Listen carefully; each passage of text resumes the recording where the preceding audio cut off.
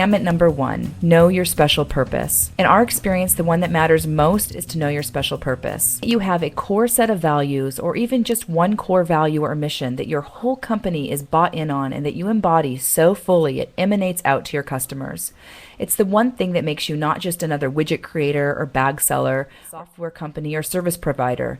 It's your reason for existence beyond just making money. It's from companies like this that communities emerge, or at least are more easily created. Maybe you're just selling shoes, but you're doing it in a way that brings happiness to people's lives. What is it about Zappos that makes them so effective at creating a passionate community of customers? They fully embrace their core values, and it starts from the top down. The CEO embodies it, and everyone in the organization is empowered to do what he does. They are all encouraged to use their real names when interacting with their customers and to treat them like friends. At Get Satisfaction, our special purpose is to enable companies and customers to create meaningful relationships where before they only had transactions. And the way we go about doing this is by creating a safe public space for companies and customers to come together, which breeds trust. It also makes everyday people feel empowered and makes them more willing participants in the life of the company whose products and services they use. Commandment number 2, establish a social contract. There are many different types of gathering places online for people. Each one has its own set of social norms. What might be right for Dig may not be right for Flickr. At Get Satisfaction, we've worked to provide a social contract by way of our community guidelines and our company customer pact. We know that asking companies to meet their customers in a Switzerland of sorts seems like asking for unilateral disarmament on the part of the companies, which of course isn't fair when your customers might be showing up with hand grenades and semi-automatic weapons. So we created the Company Customer Pact, which calls for multilateral disarmament. For instance, if we're going to expect companies to work hard on the customer's behalf in public, we ask customers to cut them some slack, as we know that mistakes will get made along the way. It's a two-way street. Flickr's community guidelines are a great example of a clear and strong social contract and are a model that many communities follow. For instance, they've got a guideline that says, don't be creepy. You know that guy. Don't be that guy. Makes it pretty clear the kind of behavior that they want and don't want in their community. So how do you apply this? Define your social norms in writing. This is where you are explicit about your social contract. On Get Satisfaction, we have provided an explicit social contract for you. However, you're welcome to add to it for your own customer community so that it meets your specific community's needs. Create a safe space by making it clear you'll enforce rules, then actually do, and lead by example. This is where the implicit part of your social contract is made evident. How you respond and interact with your customers can do a lot to diffuse anger and bad behavior and can set the right kind of tone. Hold yourself to your own standards. Commandment number 3, set clear expectations, externally and internally. There are different ways to engage with your customer community. For some companies, it is a core support channel. For others, it may be peripheral. Whatever the case, be sure you set your expectations clearly for both your customers and your internal team. Here's a company that wants a customer community, but one where customers are engaging each other. They've made this intent clear to their customers and have given them a way to get in touch for pure customer support issues. And this doesn't mean the company isn't involved at all, but they have made it clear that customers shouldn't expect an immediate employee response. On the other hand, you have companies who want to be actively engaged in their customer communities and have set that expectation from the get-go. Welcome, we're listening, and we're eager to talk. So how do you set these expectations? Define your company's relationship with your community at the get-go. Establish an internal policy, even an SLA, for response. Now here I want to make the point that if you're creating a community from the ground up, it may make sense to create a rapid response policy at the beginning so that people are more likely to participate.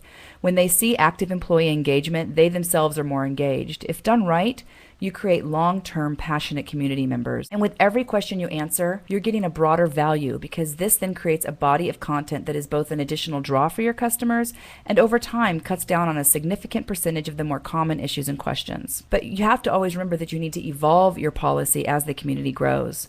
What works in the very beginning, rapid response, may not work later as you scale. If you've done your work to foster community and create engagement, your customers will be more and more likely to help each other. Commandment number 4, cast a wide net. This isn't just about getting a volume of traffic, but it's about getting diversity of people. Diverse community is a healthy community. It's also about pulling in a wide variety of support sources to help your community. So how do you cast a wide net? Weave community throughout the user experience.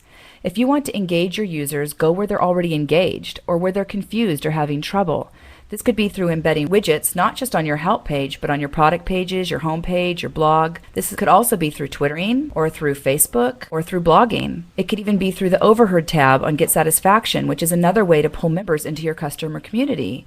It basically grabs the stream of tweets on Twitter that are mentioning your company and your products and services. This not only gives you the opportunity to respond to your customers when they weren't expecting it, but to pull them into your customer community, and it can result in a really productive conversation. And don't go it alone. Reach out to people in other online communities and stay involved in those communities. It's smart networking, but it's also a way to learn how other communities approach the same situations you do. When you've got a broader range of people, it will be more inviting to a broader range and ultimately be more valuable to you. Commandment number 5, create productive outcomes. People will judge customer communities based on their ability to achieve their goal. Either they got what they came for, a reasonable proxy, or they got nothing. A support community is going to be a little more black and white than other communities in this regard. At Get Satisfaction, we've slimmed outcomes down to a few core ones: questions and answers, problems and solutions, ideas and implementation. These are the bread and butter of a support community. Don't be afraid to say I'm sorry, and don't be defensive. You can turn a nasty conversation toward positive outcomes. This is a key moderation technique. From a customer community standpoint, it's one of the most important. Sometimes you need to just come in and reframe a conversation. Reframing isn't saying you can't criticize us, but rather, please do so in a constructive way. We invite open public conversation because we want to do a better job. In return, you need to help us to help you. So when you feel the temptation to censor, stop yourself and reframe. If the customer refuses to shift the conversation toward a productive outcome, if they are obviously a person who cannot be appeased and it isn't looking for a solution, but rather just a venue to rant, then different rules may apply, which we'll get to in commandment number 8. Letting your customers know they're having an impact is often enough of an outcome if you do it in the right way. How do you effectively do this? Being told, "I hear you," isn't really enough, as it's often just patronizing. Being heard is when the user feels their voice impacts the organization in some small or large way. One of the things that will surprise customers the most is when you agree with their complaint. Also, avoid making assumptions. If you're really listening, you're not going to assume. If you don't understand at first, ask for more explanation or detail. Letting customers know they're being heard is a powerful way to offset being unable to deliver on new features or fixing bugs in a timely manner. People will not only forgive, but they'll feel a sense of commitment because now they feel like they have a relationship with you as an individual and with the company by extension. Commandment number 6, make it personal. Online reputation is made by countless public interactions around the web over the course of many years.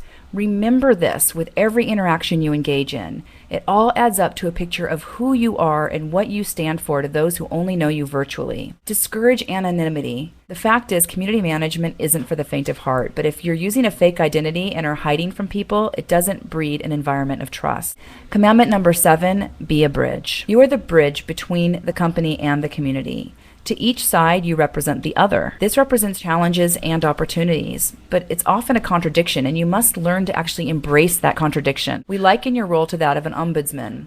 Wikipedia defines it as an appointed official whose duty is to investigate complaints, generally on behalf of individuals such as consumers or taxpayers, against institutions such as companies and government departments, except that you are representing both sides simultaneously. The opportunity is that you're able to bring both sides to a greater understanding of each other.